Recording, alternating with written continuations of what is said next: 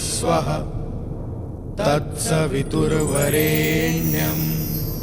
भर्गो देवस्य धीमहि धियो यो नः प्रचोदयात्। सुख आणिक दुःख यांना सांधते आहे, जीवनाशी ती कधीची भांडते आहे।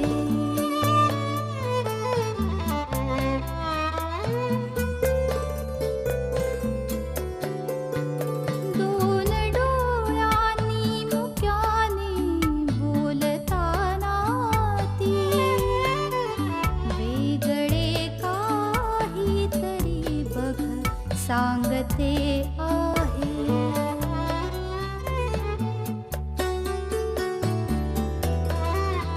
जीवनाचे एक गाणे गात जाताना वेगळीशी चाल त्याची बांधते आहे। जीवनासाठी जणू ही अकस्मिता, सुखाणिक दुःख वेडी अवंतिका।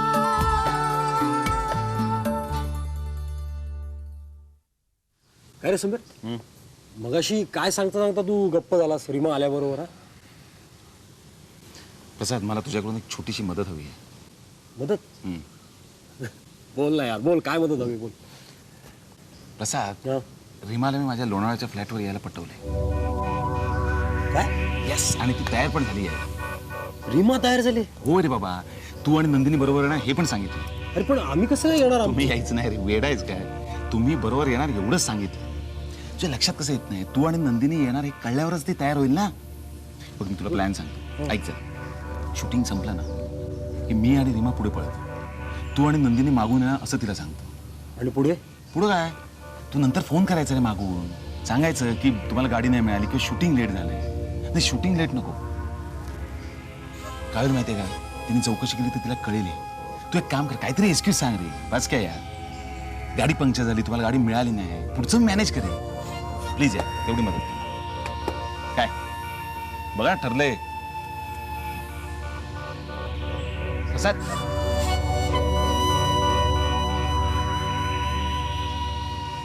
प्रसाद या. हे बघ समीर, प्लीज यार. समीर, मला नाही पटत आहे. अरे रीमा एक चांगली मुलगी आहे आणि she is already married. So what यार. प्रसाद, तू पण कमाल करतो. अरे फॉर चेंज शूटिंग मधनं जरा लोणावळ्याला जाणार, गप्पा मारणार, फिरणार, दुसरं काय नाही यार. Sameer, please don't tell me that. अरे चोड नाही यार प्रसाद. अरे ती पण तयार आहे ना, तिला पण हेच हवं असणार. मला सांग प्रसाद, रात्रीच्या वेळी फ्लॅटवर यायचा अर्थ तिला कळत नाही का? हा, कळतो ना. छोड नाही यार, सांगतो तेवढं कर तू. अरे पण समीर, अरे हो प्रसाद, बरं झालं मला आठवलं, ते दास बाबू विचारत होते तुझ्याबद्दल. प्रसाद कसा परफॉर्मर आहे. मी म्हटलं फर्स्ट क्लास, बेस्ट ऍक्टर आहे. मी तुझंच नाव रेकमेंड केलंय, डोंट वरी. बरं, एक लक्षात ठेवायचं, नंदिनीला तूच इन्व्हाइट करायचं, मी सांगितलं त्याप्रमाणे.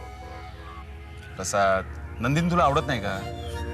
समीर, आवडते यार, पण म्हणून मी तिच्या मागे नाही लागलो यार. पण इन्व्हॉल्व तर झालायस ना. अरे तर रात्रंदिवस एकत्र काम केल्यावर काय होणार आहे? झाली इन्व्हॉल्वमेंट. आणि म्हणून मग नंदिनीशी मी, हे बघ, तुला नाही करणार आहे, तुझी थोडीच इन्व्हॉल्वमेंट आहे. अरे असं काय बोलतेस तू प्रसाद यार? अरे इन्व्हॉल्वमेंट आहे म्हणून तर बोलतोय ना. हे बघ, मी रीमाला घेऊन बाहेर जातो, तू नंदिनीला घेऊन कुठे फिरायला जा. अरे मी आहे ना, तू कशाला काळजी करतो यार? समीर, मला नाही पटत यार हे. अरे पण त्यात पटायचं काय? प्रसाद, शॉट रेडी आहे. जर शॉर्ट रेडी, चल आता काय विचार करू नको, चल पण. ठीक आहे, मी ट्राय करतो. ये प्रसाद, ट्राय नाही, फायनल आहे.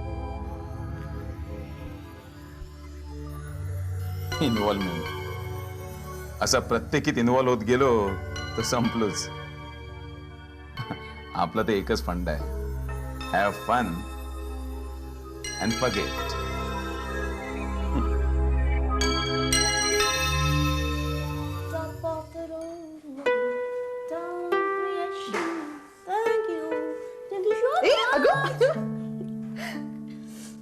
काय खुशीत दिसताय एकदम. तू आलीस ना, मागच्या वेळेस तर रागून निघून गेली होतीस ना, मला वाटलं येणारच नाहीस आता.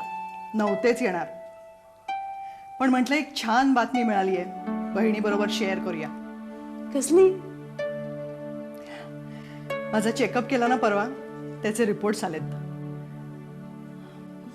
आणि डॉक्टर मला म्हणाले, hold your breath Raju, doctor मला म्हणाले माझी तब्येत मिरॅक्युलसली सुधारली आहे. अजून निदान 15-20 वर्ष तरी मला काही होणार नाहीये म्हणाले ते. काय म्हणतेस ती? मी म्हटलं होतं ना तुझी तब्येत सुधारते म्हणून. इट्स अ ग्रेट न्यूज दी. Great news, yes. अनिश सुद्धा इतका रिलॅक्स्ड आहे हे रिपोर्ट्स आल्यापासून. राजू, आता खऱ्या अर्थाने आमचं वैवाहिक जीवन सुरू होईल. किती स्वप्न बघितली होती लग्न झालं तेव्हा, ती सगळी पूर्ण होती आता.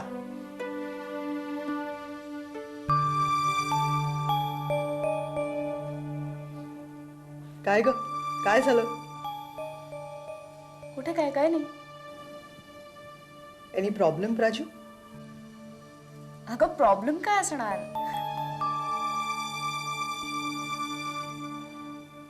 ममा सुद्धा केव्हापासून मागे लागलेत अजून एक नातवंड हवं म्हणून. त्यांची इच्छा आता पूर्ण करता येईल.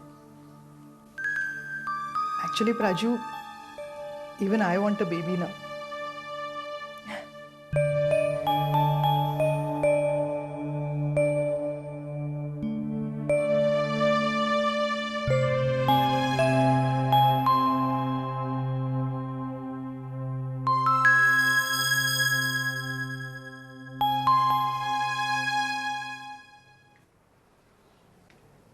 सर,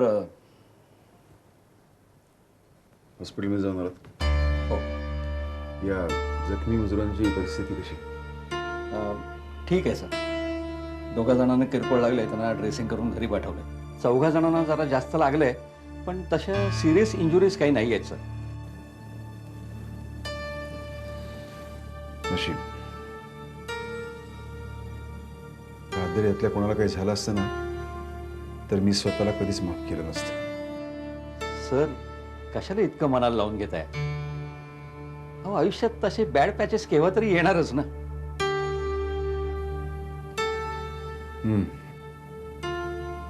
ते सगळं ठीक आहे बहादरे, पण राणीने पोलिसांना पूनमचं नाव सांगितलं तर सगळीच पंचायत होणार आहे. खर्च अब्रूचा प्रश्न आहे. पोलीस स्टेशनला फोन करून बघू का? सहज म्हणून. हो, चालेल सर. हॅलो, शशांक नेरुळकर बोलतो. काय?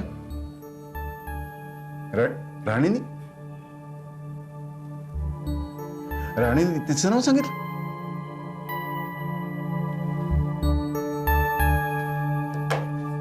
काय झालं सर?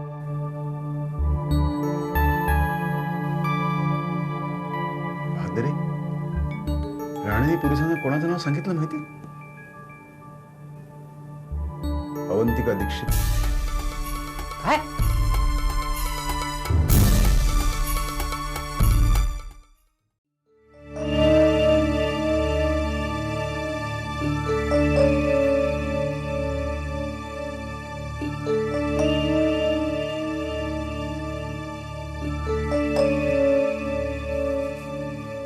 हा सर.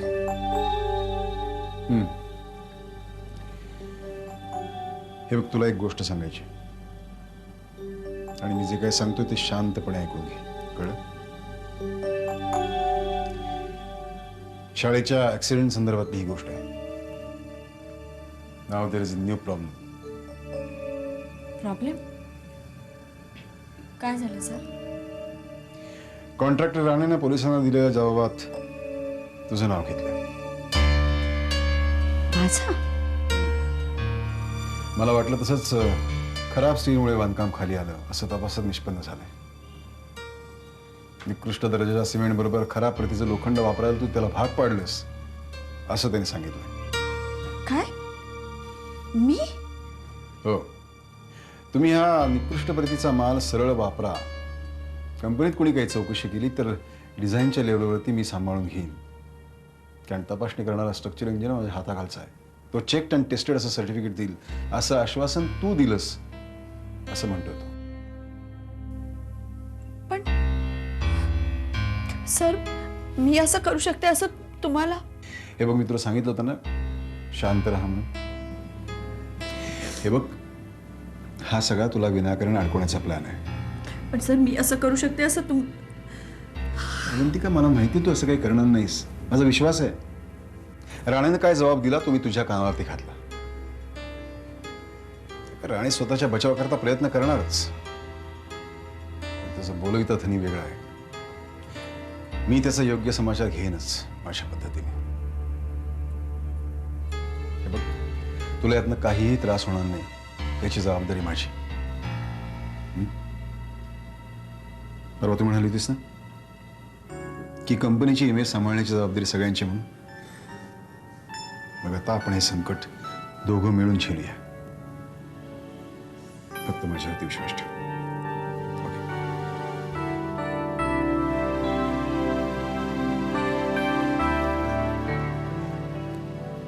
बरेच दिवसांनी गाठ पडली रे तुझी. खूप खूप दिवसांनी रे. कसं काय चाललं आणि मजेत, धमाल. भरपूर शोज चालू आहेत, भरपूर शूटिंग चालू आहे, हां. बिझी शेड्यूल आहे. वा, तुमचं ते नवीन नाटक जोरात चाललंय. अरे खूप जोरात चालू आहे. तुला सांगतो, आमच्या प्रोड्युसरला जॅकपॉट लागलाय, जॅकपॉट. हा, अरे सध्या प्रेक्षकांना पण विनोदी नाटकं आवडत आहेत आणि त्यातनं समीर आणि रीमाची जोडी तर सॉलिड पॉप्युलर झाली. अरे हो, ए तू ये ना नाटकाला कधीतरी. यायचं. अरे रीमा सुद्धा म्हणाली ये म्हणून. रीमा म्हणजे आमच्या नाटकातली? हा, ती माझ्या मेवण्याची बायको ना. ए, तिचा तो हिरो आहे ना नाटकातला, काय नाव त्याचं? समीर. हा, कसा आहे रे तो? चांगला आहे, म्हणजे is a very good actor. त्याचा पर्सन कसा आहे? चांगला आहे.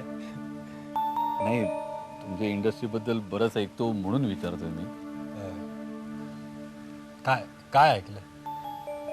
हेच की तो म्हणजे बायकांच्या बाबतीत जरा तुला कळते का मला काय म्हणायचं ते? जरा असा हाय. म्हणजे तो तसा आहे असं मला नाही वाटत आहे अविनाश. म्हणजे ऍक्च्युली आम्ही दोघं एकत्रच काम करतोय, पण सेट्सवर तो जसा वागतो त्यावरून तरी तो तसा वाटत नाहीये. शूटिंग संपल्यानंतर त्याचे काय धंदे असतील ते ऍक्च्युली मला माहिती नाही. खरे नाही, तुम्ही नट जिथे जाल तिथे ऍक्टिंग करत असता. अरे नाही अविनाश, मी खरंच. नाही, मला कळलंय. एनिवे, आपण नंतर बोलू याच्यावरती. ओके, भैया चल फुरसतीत भेटू. तू ये ना नाटकाला. येईन नक्की. डेफिनेटली. बाय. याला कसं सांगणार समीर बद्दल? याला सांगितलं आणि समीरला कळलं तर माझे आणि समीरचं प्रोफेशनल रिलेशन खराब होतं.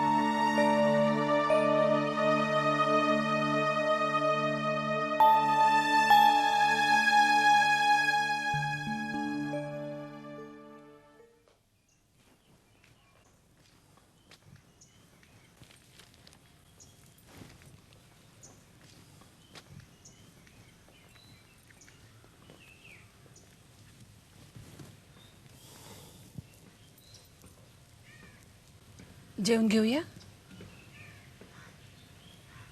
नको, भूकच नाहीये. हो, असं काय करता? आजकाल जेवण खाण्यात कशातही नीट लक्ष नाहीये तुमचं.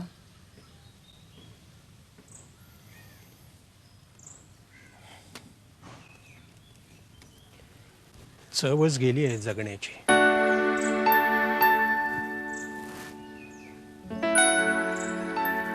असं काय म्हणता हो?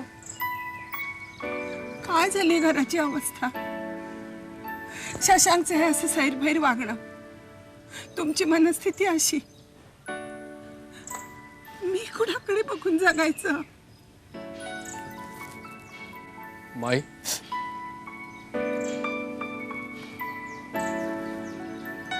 माई, माई रडू नकोस ना प्लीज. माझ्यामुळेच हे सगळं असं झालंय. अरे पण तुझा काय संबंध? हो ना, मी जर धंद्यात पहिल्यापासूनच जबाबदारीनं लक्ष दिलं असतं तर तर पूनम ऑफिसपर्यंत पोचलीच नसती. हा सगळा प्रकारच टळला असता अण्णा. जे व्हायचं ते घडून गेलं. आता जर तरच्या गोष्टी करण्यात काय अर्थ आहे? आपले सगळ्यांचे भोग होते असं म्हणायचं आणि सोडून द्यायचं. होय, हळूहळू सगळं सुरळीत होईल. अण्णा, मी दादाला रिक्वेस्ट करणार आहे की आता मला सुद्धा ऑफिसमध्ये येऊ दे. पूनमचं काय? नाही, तिला आता कुठेही जागा नाही. ऑफिसात तर नाहीच, पण आपल्या घरात सुद्धा नाही. अरे हे बघ माई, हा माझा निर्णय आहे आणि तू प्लीज याच्यात दखल देऊ नकोस, कळलं?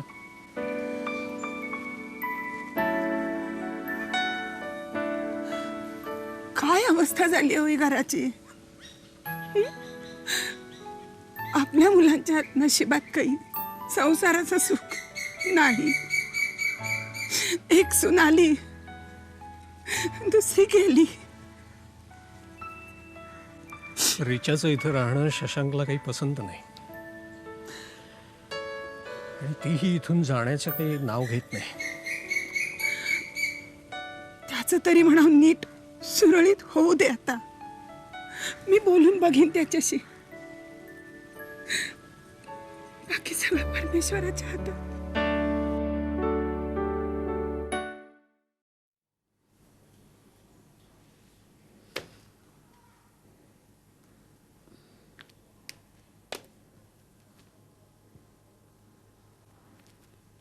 रुक्मिणीबाई, रुक्मिणीबाई, टेबलवर एक गोळी काढून ठेवले, तेवढी घेऊन या प्लीज.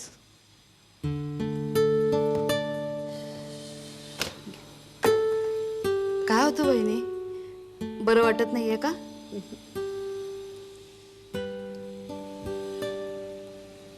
काय नाही ग, कणकण वाटते जरा. कणकण येईल नाही तर काय, वेळी यावेळी घरी यायचं, आल्यावर जेवायचं नाही, खायचं नाही. परवा तर नुसती कॉफी घेऊन झोपलात. अलीकडे तुमचं काहीतरी बिनसलंय वहिनी. रात्रीच्या वेळेला लई उशीरपर्यंत विचार करत बसता. जीव लई तुटतो माझा. काय होते तुम्हाला? मला काहीही होत नाहीये, अजिबात काळजी करू नकोस. अगं कामाचं टेन्शन असतं. असलं कसलं आलंय काम? तुमच्या जीवाला गोड वाटेल एवढंच काम करत जावं. आता तरुणपण आहे ना, म्हणून काही जाणवत नाही. उभा जलम जायचाय तुमचा. वय पुढे सरकत गेलं ना की मग बोलायला लागतं शरीर. काही होत नाहीये मला, अजिबात काळजी करू नकोस माझी. मला कॉफी करून आणणार थोडीशी.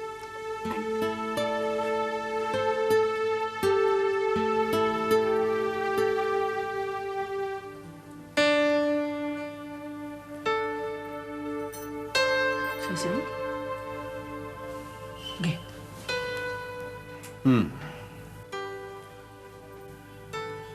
मी बरेच दिवस बघते तुझं खाणं पिणं, कशात धड लक्ष नाही.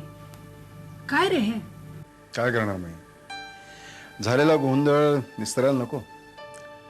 खरंय, तुझ्या जीवाला स्वस्थता नाही एवढं खरं.